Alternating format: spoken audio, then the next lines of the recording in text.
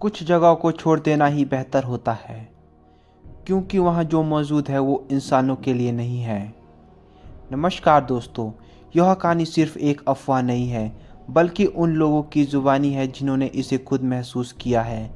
दिल्ली से 35 किलोमीटर दूर एक वीराने इलाके में खड़ी है एक पुरानी हवेली, जिसे सालों से कोई खरीदना नहीं चाहता था। वजह, वहाँ जाने वाला कभी वैसा नहीं लौटता जैसे वह गया था। दोस्तों, आज की स्टोरी हमें आशीष ने भेजी है, जिनकी दिल्ली में हार्डवेयर की शॉप है। आशीष दिल्ली में अपने वाइफ स्नेहा के साथ रहता है। आशीष के माता पिता गांव में ही रहते हैं। वह कभी कभार कुछ समय के लिए उनके पास रहने आ जाते हैं। आशीष का कहना है कि उनके माता पिता पहले से ही गांव में रहे हैं, तो शहर में उनका मन नहीं लगता। आशीष की शादी को 7 साल हो गए हैं, परंतु अभी तक उनका कोई बच्चा नहीं हुआ है। आशीष का दिल्ली में खुद का मकान नहीं था। वह रेंट पर रहता था तथा हमेशा से ही अपने खुद का घर खरीदने का सपना देखता था। कई सालों की मेहनत के बाद आखिरकार उसे एक बड़ा पुराना लेकिन खूबसूरत घर मिला, जो बाजारी भाव से बहुत सस्ता आशीष को मिल रहा था। घर शहर से थोड़ा दूर था, लेकिन आशीष को यह पसंद आया क्योंकि उसे शांति और सुकून चाहिए था। ब्रोकर ने आशीष को जल्दी फैसला लेने को कहा, क्योंकि घर की डील बहुत कम समय के लिए थी। आशीष और उसकी वाइफ स्नेहा को यह डील इतनी सस्ती लगी कि उन्होंने ज़्यादा सोचे बिना यह घर खरीद लिया। पर उन्हें नहीं पता था कि यह घर उनका सबसे बड़ा डर बन जाएगा। शिफ्टिंग के पहले ही दिन कुछ अजीब होने लगा। जब मजदूर फर्नीचर रख रहे थे, उनमें से एक मजदूर आशीष से कहने लगा, भैया इस घर में कुछ अजीब सी गंध आ रही है, जैसे कुछ सड़ रहा हो। क्योंकि घर के साथ में ही जंगल था, तो आशीष को लगा शायद जंगल में कोई जंगली जानवर मरा हो।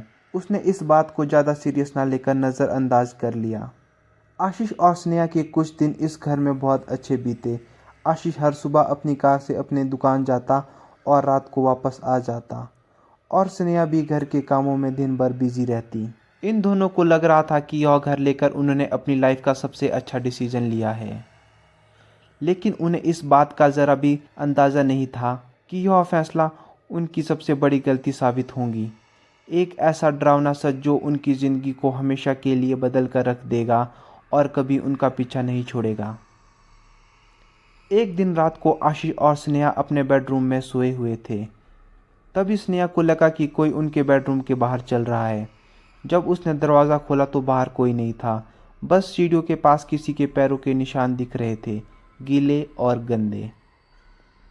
स्नेहा को यह बहुत अजीब लगा, क्योंकि उन दोनों के अलावा घर में कोई तीसरा व्यक्ति नहीं था। स्नेहा यह सब कुछ बताने के लिए आशीष को उठाने वाली थी। तभी उसने सोचा कि अगर वह अभी रात को आशीष को यह बता देगी तो आशीष की नींद खराब हो जाएगी। इसलिए उसने फैसला किया कि सुबह बताना बेहतर होगा। लेकिन सुबह होते ही आशीष जल्दबाजी में दुकान चले गया, और स्नेहा भी अपने कामों में इतनी व्यस्त हो गई कि यह बात उसके दिमाग से पूरी तरह निकल गई। कुछ ही दिनों में घटनाएं तेज हो गई। स्नेहा को रात में किसी के रोने की आवाज़ सुनाई देने लगी। बाथरूम का शावर अपने आप चालू हो जाता, और कभी कभी शीशों में एक साए की झलक दिखती। स्नेहा ने आखिरकार आशीष को सारी घटनाएं बताई, तो आशीष को यकीन नहीं हुआ। उसे लगा कि स्नेहा घर में अकेले रहने की वजह से ऐसा महसूस कर रही है। शायद यह सिर्फ उसका वहम है। उसे चिंता तो हुई, लेकिन उसने स्नेहा को समझाया कि थोड़ा माहौल बदलना ज़रूरी है। इसी सोच के साथ उसने स्नेहा को कुछ दिनों के लिए उसके माता पिता के घर भेज दिया, जो उसके घर के पास ही था।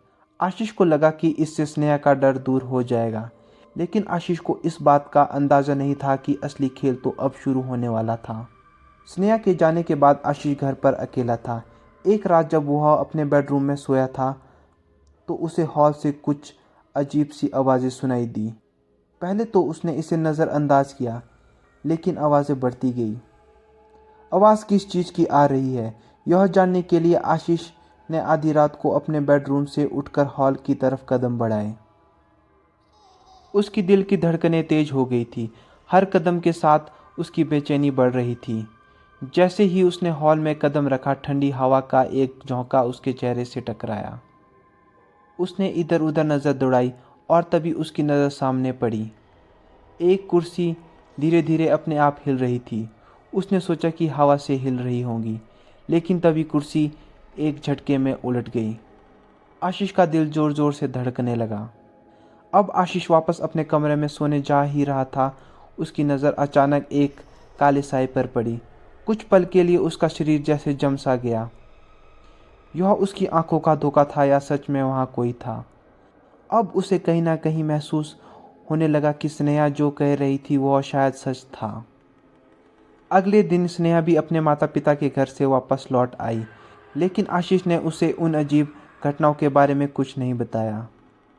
उसे लगा कि अगर वह स्नेहा को सब कुछ बता देगा तो शायद हो सकता है कि वह और ज़्यादा डर जाए।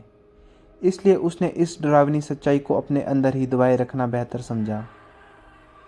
एक रात आशीष जब गहरी नींद में था तो रात के 2:30 के करीब स्नेहा की चीख से आशीष की आंख खुली। स्नेहा बेड के कोने में सिकुड़कर बैठी थी। उसने कांपते हुए कहा, आशीष, वो यहाँ है। आशीष ने चारों तरफ देखा लेकिन कुछ नहीं दिखा। तभी स्नेहा की उंगली धीरे धीरे छत की तरफ उठी। आशीष ने ऊपर देखा और उसकी रूह कांप गई। छत से एक औरत उल्टी लटक रही थी, लंबे बिखरे बालों और सफ़ेद कपड़ों में। उसकी आंखें पूरी तरह काली थी। आशीष का शरीर जम गया। अगले ही पल वह औरत नीचे गिरी और बिस्तर के सामने खड़ी हो गई। आशीष और स्नेहा घबराकर बेड से कूदे और दरवाजे की तरफ भागे, लेकिन जैसे ही उन्होंने दरवाज़ा खोला उनके पैरों के नीचे से ज़मीन खिसक गई।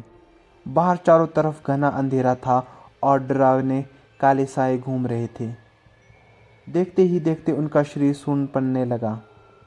आशीष और स्नेहा किसी तरह खुद को संभालते हुए घर से भाग निकले और सीधा अपने दोस्त के घर पहुंचे। सुबह होते ही आशीष ने इलाके के एक बुजुर्ग से इस घर के बारे में पूछा। जो कहानी उसने बताई वह और भी डरावनी थी। उसने बताया कि करीब 50 साल पहले यहाँ एक महिला अपने पति के साथ रहती थी, लेकिन पति ने उसे मारकर घर में ही दफना दिया। तब से जो भी इस घर में रहने आता है उसे उस महिला की आत्मा परेशान करती है। बुजुर्ग ने चेतावनी दी कि अगर तुम जल्दी घर छोड़कर नहीं जाओगे तो वह तुम्हें भी यहाँ से जाने नहीं देगी। आशीष ने बिना देरी किए घर बेचने की सोची, लेकिन कोई भी इसे खरीदने को तैयार नहीं था। आखिरकार उन्होंने वह घर छोड़ दिया और दूसरी जगह शिफ्ट हो गए।